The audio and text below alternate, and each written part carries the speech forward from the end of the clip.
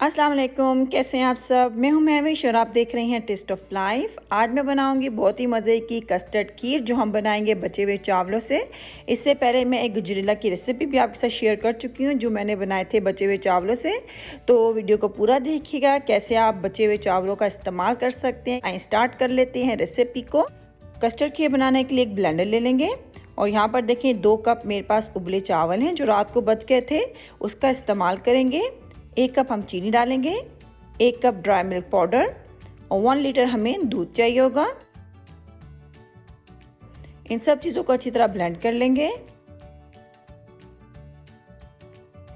Blend किया हुआ जो मिक्सचर है उसको हम एक पतीली में डाल देंगे। पतीली के नीचे मैंने पहले से ही चूल्हा ऑन करके रखा हुआ है। आंच आपने मीडियम रखनी है, हाई फ्लेम पे आपने इसको नहीं पकाना है। और चम्मच आप हिलाते रहिएगा क्योंकि इसके अंदर हमने चावल डाले हैं तो वो नीचे लग सकते हैं।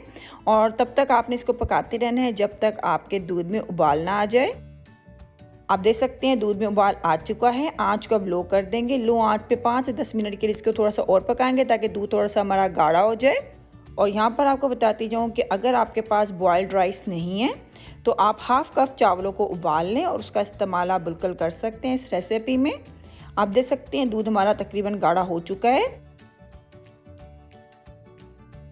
यहाँ पर देखिए 1/4 कप मेरे पास दूध है। इसके अंदर 2 टेबलस्पून हम वनीला कस्टर्ड ऐड करेंगे। इन दोनों चीज़ों को अच्छी तरह मिक्स कर लेंगे। और अब इस बैटर को हम अपने खीर में शामिल कर देंगे। जब आप ये बैटर खीर में डाल रहे हो तो आंच आपने लो कर देनी है और चम्मच आपने मसलसल हिलाते रहना है। अगर आप चम्मच नहीं हिलाएंगे तो जो कस्टर्ड है वो दूध में जाके फ़ौरन से दूध को गाढ़ा कर देगा और गुठलियाँ बन सकती हैं आपकी खीर में। तो इस चीज़ का आप ख्याल रखिएगा। आप देख सकते हैं कस्टर्ड खीर हमारी तैयार हो चुकी है। आए से एक सर्विंग बाउल में डाल लेते हैं।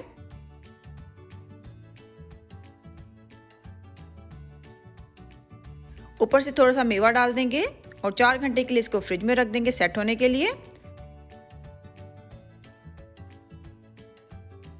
4 घंटे हो चुके हैं और आप देख सकते हैं खीर हमारी बहुत मज़े की सेट हो चुकी है। आपको सर्व करके दिखाते हैं।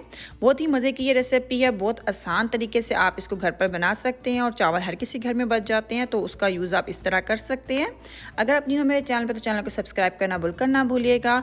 इंशाल्लाह नेक्स्ट टाइम मिलेंगे एक नई रेसिपी के साथ। अपना बहुत ख्याल रखिएगा, मुझे दुआ में याद रखिएगा। अल्लाह हाफिज़।